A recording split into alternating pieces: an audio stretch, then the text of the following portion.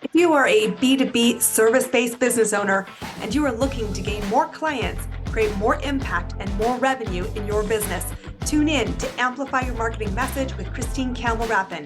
Every week, we're going to take you through how to build an audience of buyers, mastering your marketing message, and making offers that convert consistently. We'll see you all on the inside.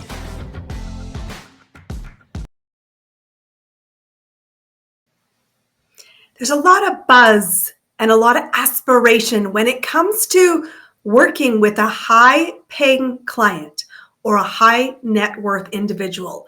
And my friends, it can be an incredibly rewarding journey to serve at a really high level. But make no mistake, high ticket is not the lazy way to do as little work as possible to get paid big bucks. Today, I want to talk about what strategies are working in today's economy to attract high-ticket clients. Things that are working for myself and for my clients, because I want you to win if you're prepared to serve at a very high level. My name is Campbell Rapin. I am the host here of Amplify Your Marketing Message, and I help business owners create predictable client growth and particularly serve at a very high level. And I'm going to show you how to win with high tickets today. So first off, let's just set the scene. High ticket clients is a really broad term. It's an industry jargon, and it means something different to every business owner. But for the context of where we are today, I want to be talking about something that is costing at an investment level for your next client more than $3,000.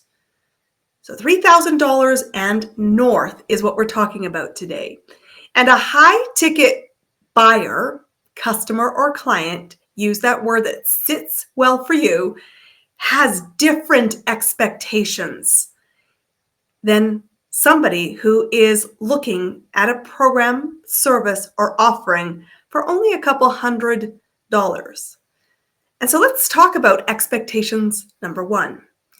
Clients across the board all are only putting their money in your pocket for a result. But a high-ticket client also has more expectations than just a result. Because a result should be a given when you put a lot of money in somebody else's pocket. What they are looking for is to be valued as an individual, not a transaction. They want to have confidence they've made good, sound financial decisions. And they want to have certainty that not only can you talk a good game, you will walk a good game hand in hand, helping that particular individual get the result as promised. And if you are unprepared to meet those four expectations, please stay serving lower ticket offers because we want to raise the standard. I said it at the beginning. I am sick and tired of people thinking, I just want to charge a lot of money and run away. I want to call to the table those that say, I want to charge a lot of money because the result is exponentially a return on investment. And when clients come work with us, that's what I stand for. I said, yes, our programs are not baubles. They cost thousands of dollars, but I can guarantee that you will have an exponential return on investment because for most of our clients, them simply finding 2 or 3 clients pays for our programs. And we don't just look at the next client. We're helping you build a formula, an engine, a foundation that will repeatedly deliver results. So the ROI, that return on investment and time, is a smart money decision. So now that you know what clients at a high ticket level are wanting, let's talk about what's winning right now. And I will foreshadow, come check out our other episode about the common mistakes that are costing you high ticket clients, because knowing what not to do is as equally as important as hearing right now what's working. But right now, let's tackle what is working in high ticket. So first off, money is moving hands, lots of money, because people who invested in free resources or self-study programs or lower valued offers haven't got what was promised. And truthfully, at a low ticket price, they didn't have high expectations. But if they had a time frame for getting results, that fact that they've invested and fallen short means that their time pressure is condensing. That runway, if you will, is getting shorter. And when the runway is short, people will pay for expedited results. You can think of this simply like the passport office. You have a 5 or 10-year passport, in which case you have lots of time to renew your passport when you first get it. You're not that motivated to pay more. But if you have let that time lapse and you've traveled the world, I hope, with that passport, and you then find yourself with a 6-month window, you're like, I kind of need to ensure I get it. If you have a 3-month window, you're really starting to panic. And if you have less than 30 days, you're like, I will send you however much money you want because I need that passport back so I can get on the plane. Your clients have the same experience when it comes to solving their problems.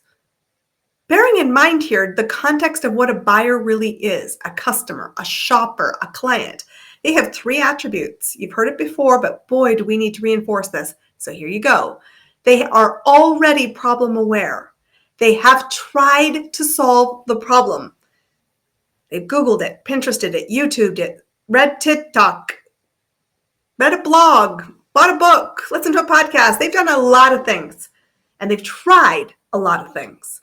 But truthfully, that time crunch, that resource, that expedited path is really in front of them because they are still experiencing a missed expectation for what they want and where they're at, which means they're curious. And curiosity is my favorite thing to curate with potential buyers, because when the curious are moving, they're moving towards you or away from you, and both of those lead to fast decisions, and money loves speed. So they are problem aware, they are curious about solutions, and they are motivated to take action.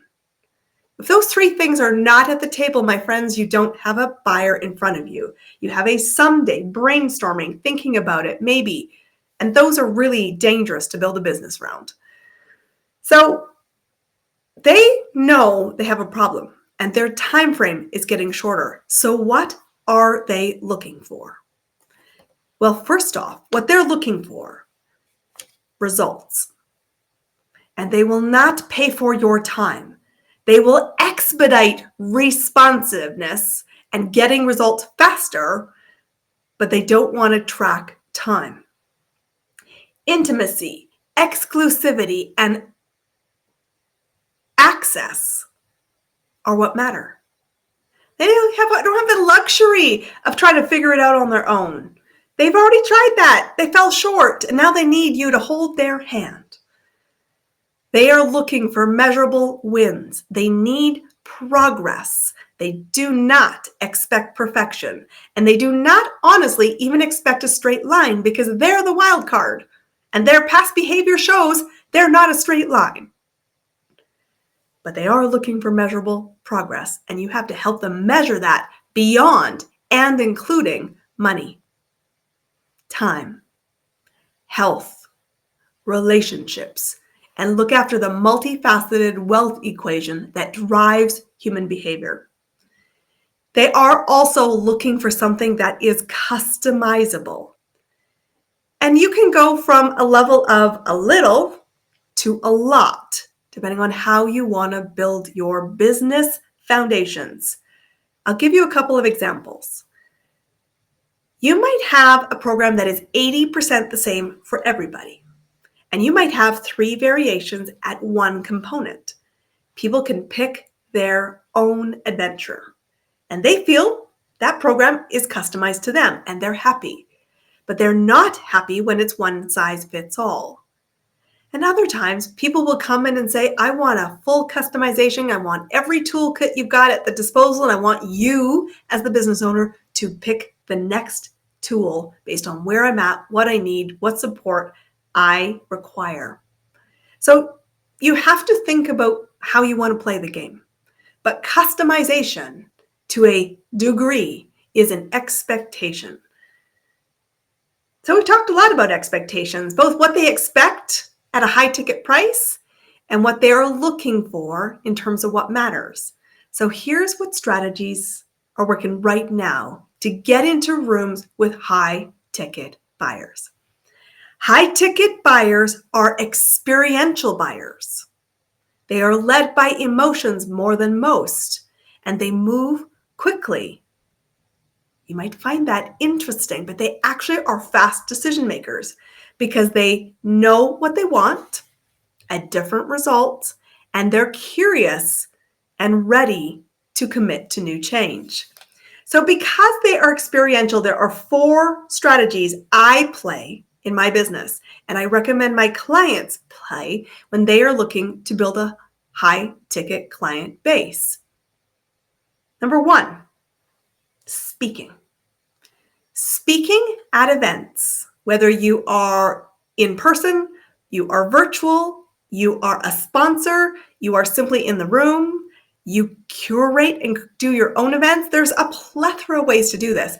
But oral communication is one of the fastest paths to cash because it cannot be faked.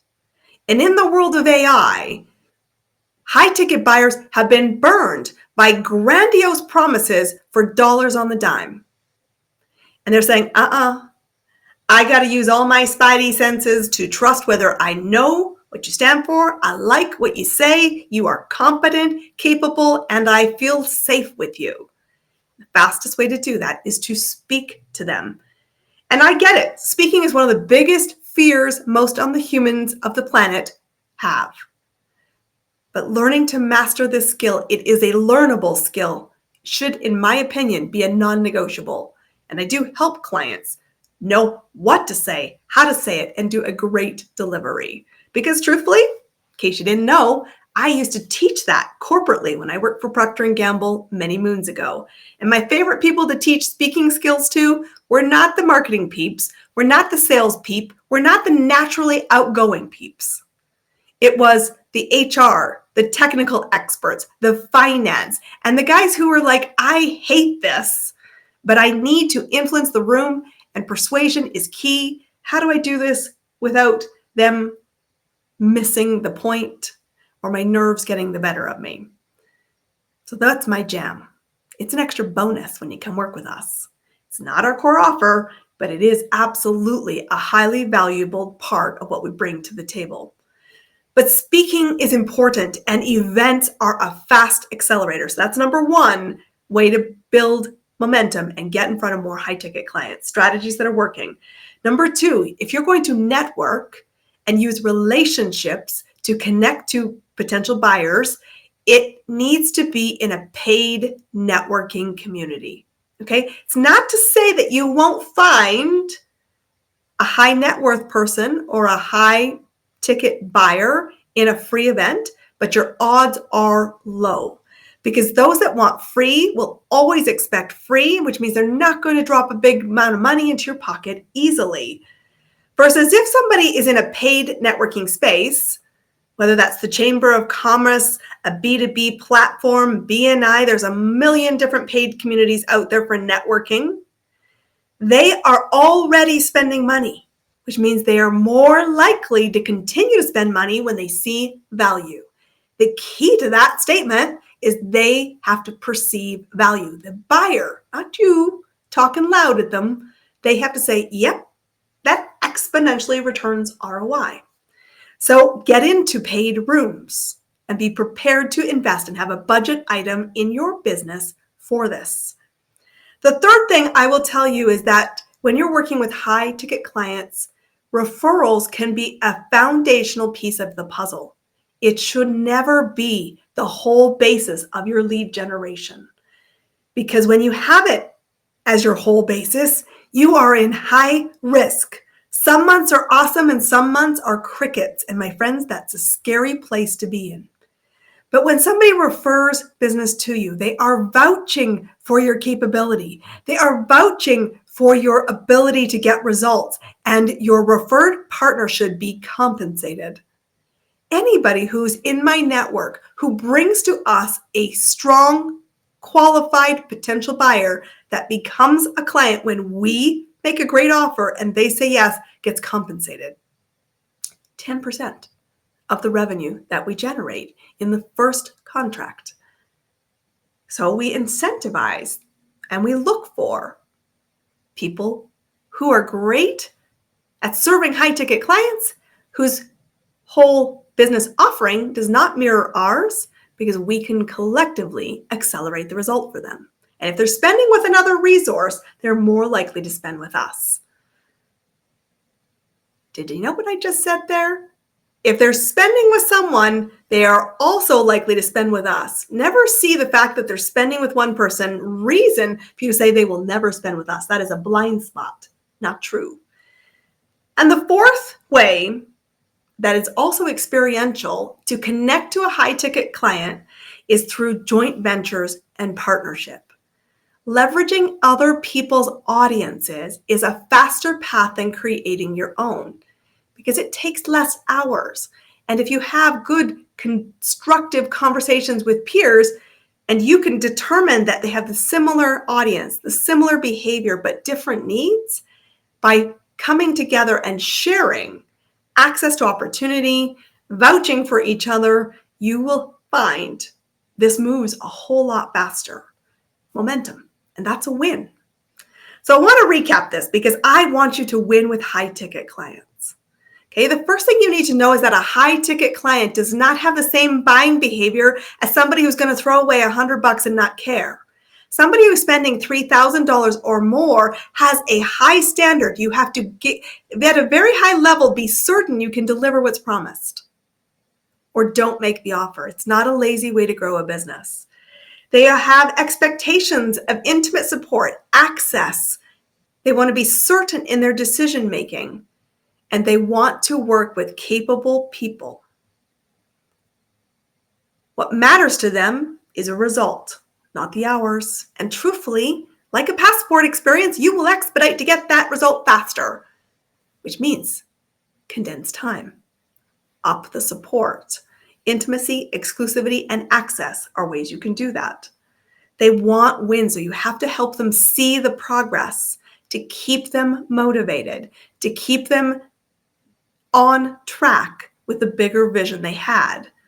Because the first win is easy. Sometimes it feels hard, but truthfully, the first win is the easiest one you will ever have. It's momentum. It's repeated wins that becomes harder. And that's why when we run programs, we don't run programs for a nanosecond. Because I can get you a win pretty quickly, but I want you to have sustained client growth. And so our programs are structured to have multiple wins over time to create new behaviors to have sustainability. And as I said, customization to a degree is expected. And you can decide between a little customization, off the shelf, but pick your flavor for 20% of it, or completely customizable. As a business owner, here's why high ticket is so attractive. You get to sit front row on the result.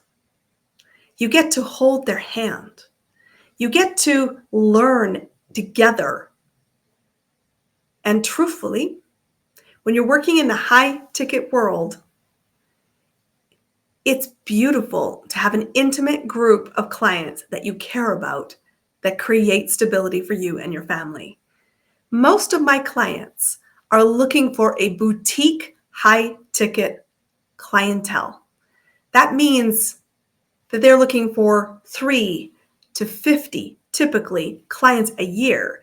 So instead of trying to find hundreds of thousands of clients for $10 a pop, imagine how your business would look if you were serving fewer people at a higher level. And if this sounds attractive to you, and you're like, I get it, I desire that, I want to help build awesome experiences, and yet I need to be seen as somebody invests with at a high ticket level, come chat with us. We can help. I am Christine Campbell Rapin. Stay tuned for our next episode around high-ticket clients because we're going to be talking about the common mistakes that people make that cost you high-ticket clients. So be back. We'll see you on that episode. I'll see you soon. That's a wrap on another amazing episode of Amplify Your Marketing Message with me, your host, Christine Campbell Rapin. Be sure to subscribe on your favorite podcast platform so you don't miss another great episode. And be sure to visit christinecampbellrapin.com/podcast to get a free resource on how to master your marketing message. We'll see you all on our next episode.